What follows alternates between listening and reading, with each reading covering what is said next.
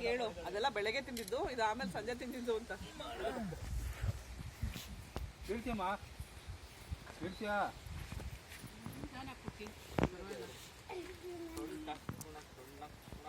ನೋಡಿ ಇವರು ಆ ಪಂಕ್ತಿಯಲ್ಲೂ ಕೂತಿದ್ರು, ಈ ಪಂಕ್ತಿಯಲ್ಲೂ ಕೂತಿದ್ದಾರೆ.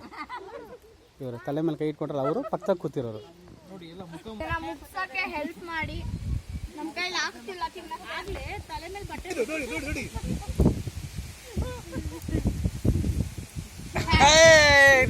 ಭೂತಯ್ಯನ ಮಗ ಇವ್ ನೋಡಿದಿರಲ್ಲ, ಅದೇ ತರ ಇವರು ಶಾಮಣ್ಣ ಮೊಮ್ಮಗಳು ಶಾಂತ. ಭೂತಯ್ಯನ ಮಗ ಇವ್ ತರ ಇವರು ನಮ್ಮ TS ನರಸಿಂಹಮೂರ್ತಿ ಮಗಳು ಶಾಂತ. ಇವರು ಗುಡೇವಸಳ್ಳಿಗೆ ಕೊಟ್ಟಿದೆ ಅವರ ಮಗಳು. ಗಾಮನಹಳ್ಳಿ ನೋಡಿ. ಇವರು ಎಲ್ಲ ಬಿಟ್ಟಿ ಬಾಗೋಣ ಇವರೇ ತಗೊಂಡು ನಮಗೆ ಎಲ್ಲ ಟೋಪಿ ಹಾಕ್ತಾರ ನೋಡ.